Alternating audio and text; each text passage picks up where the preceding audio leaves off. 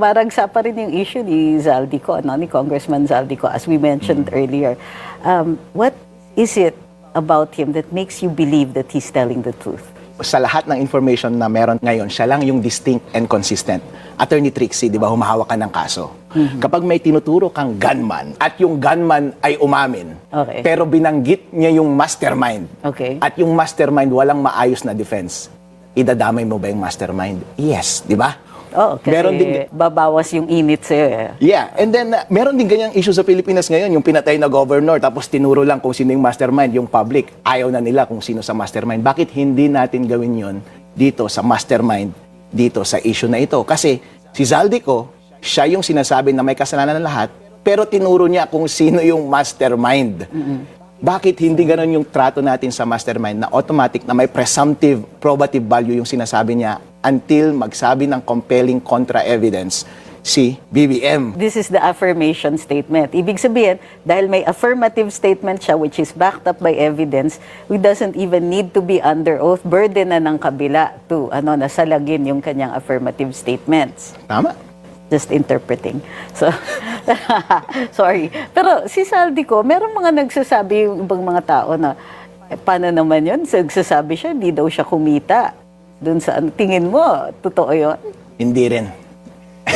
So, pwede rin tayong selective. Hindi, although, to be fair, ang sinabi niya, hindi siya kumita doon sa insertions ng Pangulo.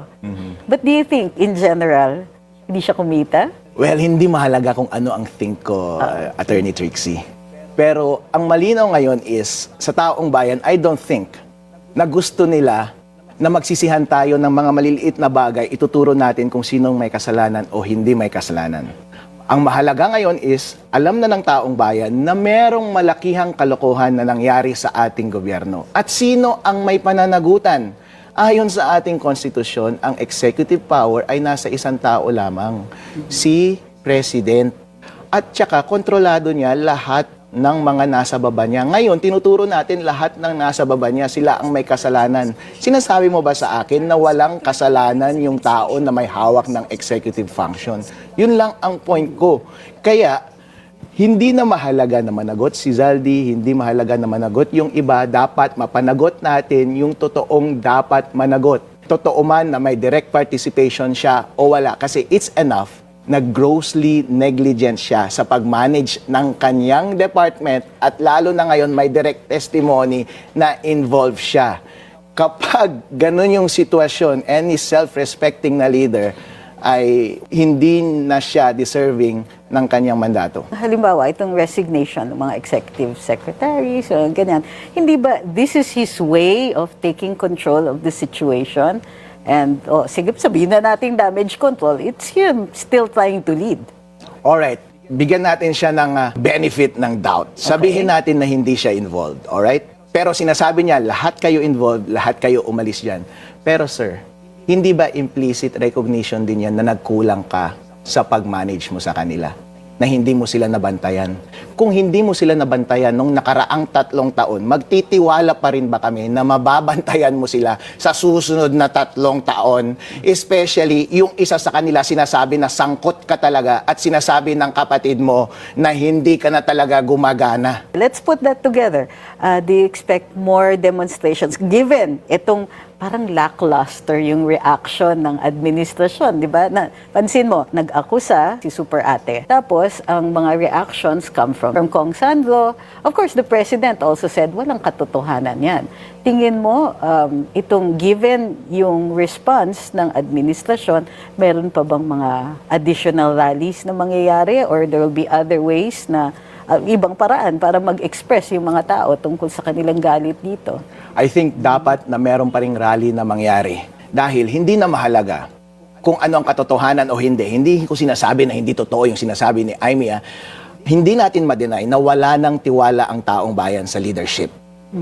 Sino man ang nagsasabi ng totoo, pero hindi natin ma-deny na wala na akong tiwala eh. Ayaw ko nang pakinggan kung ano man ang palusot mo. Dahil lahat ng indication nagsasabi na ayaw na kitang pagkatiwalaan ngayon. At gusto ko na makipag-break at gusto ko ng fresh start. Hindi ba pwedeng maligo tayo ng bago at magkaroon tayo ulit ng bagong leadership? Dahil kung ganun ulit ang mangyayari sa susunod, grabe ang nangyaring nakawan tapos sila pa rin yung ka-live-in natin sa bahay, nakakainis. Baka naman may dahilan kung bakit wala tayong divorce dito sa Pilipinas. Di kaya ganun yun. Hindi natin mahiwala yan. Kasi kung titingnan niyo yung Constitution, meron ba tayong paraan, anong mga paraan natin para i-address yan? Of course, impeachment. Pero dahil political yan, political yung pag-i-impeach sa isang Pangulo, it's not that easy. Lalong-lalo na, nung 19th Congress, it would have been impossible. Itong 20th Congress, sa tingin mo, an impeachment would still be possible? Or talagang ibang paraan ang kailangan natin hanapin?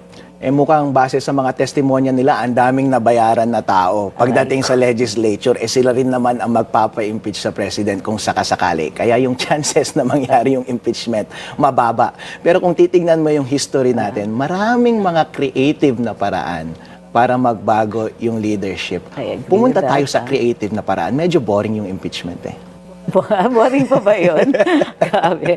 I think that pero it's the widest na pag merong impeachment, ang daming nanonood dyan. So, regardless of the nature, paano ba nag-umpisa itong flood control issue na ito? I think kung maraming matagal na panahon pa lamang, meron ng mga research about sa rampant corruption sa Philippines. Sabi nga nila 40% ang napupunta sa kickback.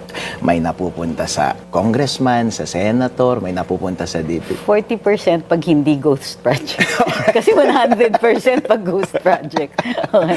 May napupunta sa DPWH, may napupunta sa COA, may napupunta sa mga local officials. Kung anuman ang nangyari sa Senate at Congress ngayon ng mga investigation ay confirmation lamang ng mga nangyayari na sa bansang Pilipinas. At ngayon, kinumpirma na ang panloloko sa atin ng gobyerno natin. Ang bola, taong bayan, nasa atin na.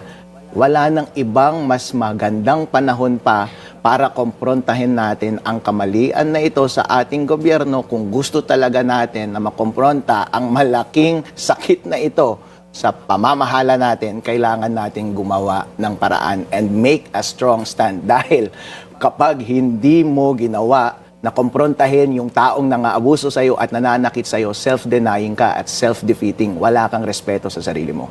So, pero ang sinasabi nila, one of the deflections na nakikita natin, sinasabi nila, hindi naman nag-umpisa ang flood control issue dito sa administrasyong ito.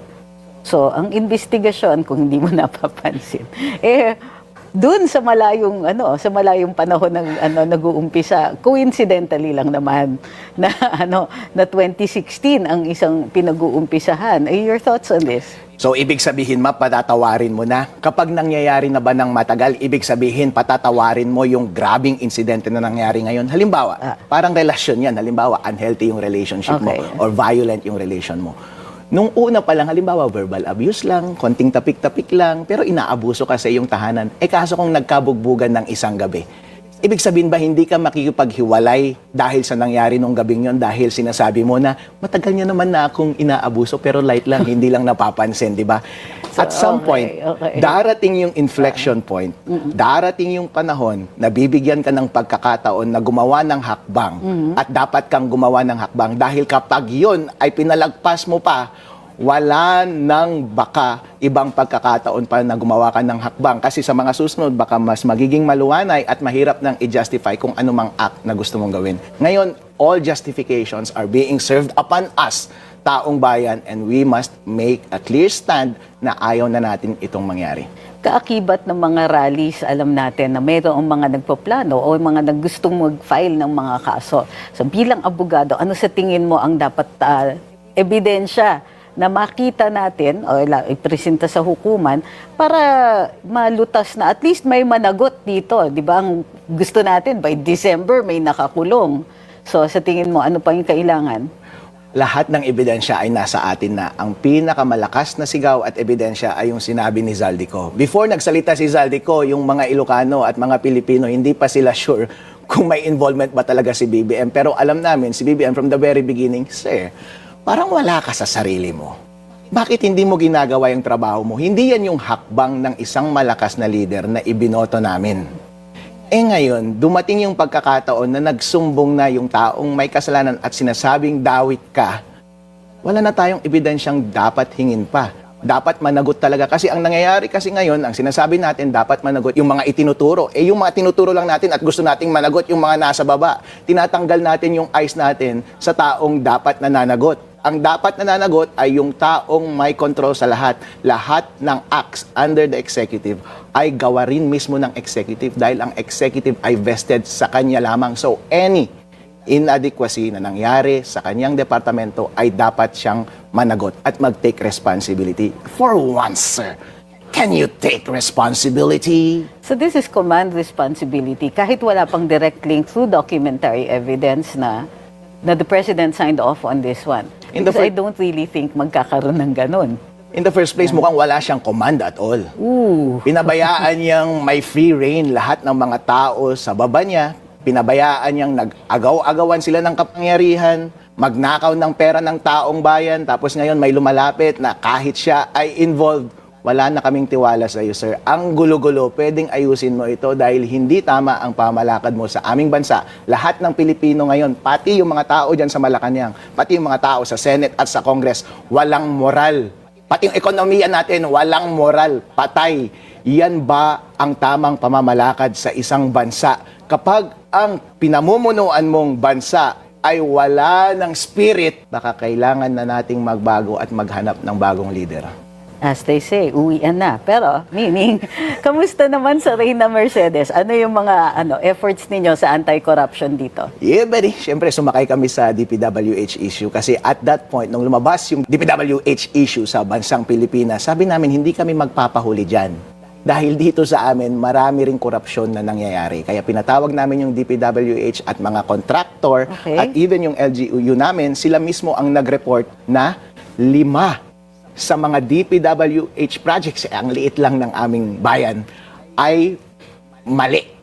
Palpak kaagad, in less than 1 year, sira kaagad. Dapat managot sila. So, substandard? Substandard kaagad, sira kaagad, walang nangyari. Kaya pinatawag namin yung DPWH, pinatawag namin yung contractor, nag-take sila ng responsibility, in fairness. Nag-take sila ng responsibility, unlike sa isang leader natin dyan. Pero, kulang yung aircon na. nag-take sila ng responsibility. Pero at any rate, pwede bang managot kayo? Meron talagang malalim na pagkakamali na nagawa. Kung hindi pa rinaise ng national yan, hindi pa namin mapapansin.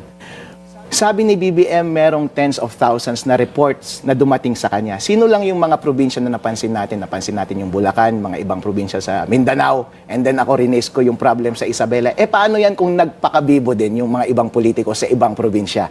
Ilang mga DPWH projects ang ma-uncover natin?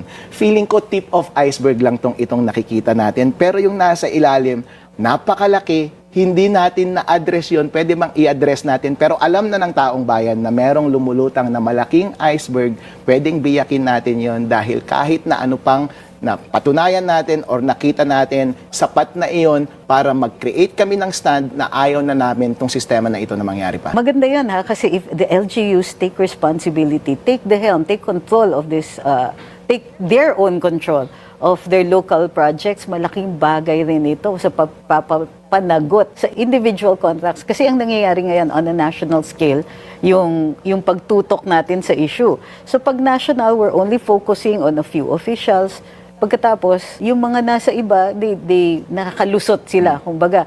But for this to be effective, tama, ang galing ng ginagawa ng LGU ninyo. So, and congratulations on that. But I also heard that you have been, environmental.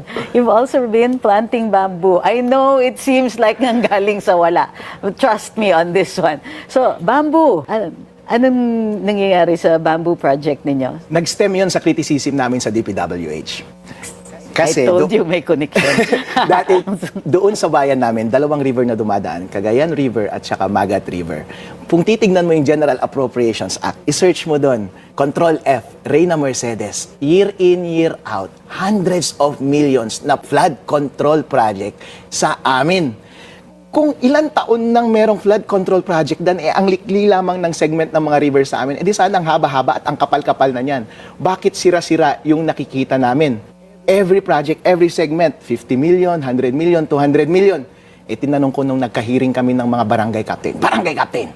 Sabi ko, Meron ba kayong ginawa na proyekto na pwedeng mag-replace sa ating DPWH projects na bulok? Sabi niya, meron sir. Ano? Bamboo planting. Magkano yon? 0 sir. Dahil binigay lamang ng DENR yung mga bamboo. Mas effective ba yon kaysa sa mga DPWH projects? Opo. Dahil yung mga DPWH projects, yung mga lupa na sinishield nila yung riverbank para hindi madala ng ilog, wala na. At natangay na rin ng ilog, pati yung DPWH projects. Pero yung bamboo trees, nakatayo pa rin ba? Yung lupa na kinakatayuan pa rin nila, nakatayo pa rin ba?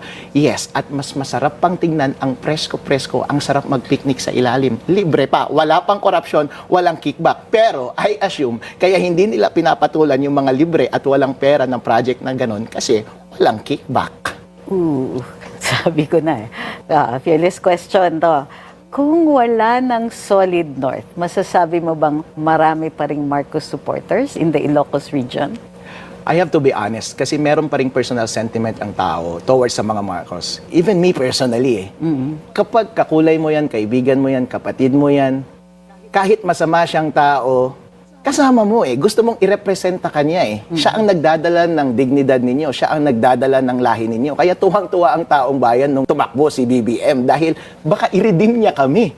At baka i-redeem niya rin yung pamilya na niya. And yung motivation na yun, sa tingin namin, sapat na yun para ma-minimize yung chances na magnakaw siya. Pero dinisappoint niya kami Kapag na-disappoint ka na, iset aside mo na yung mga personal sentiments, mag-break na kayo. Again, parang girlfriend yan. Aminin natin, wag nating i-deny na love mo pa rin yung tao. Wala tayong magagawa. Kaya ang hirap kasing kontrahin ni BBM kasi maraming nagmamahal sa kanya. Pero sir, niloko ka na ng harap-harapan. Hindi ba pagmamahal din yung ginawa ni Senadora Amy? Di ba? Tama, pagmamahal din yun. Heroic din yun.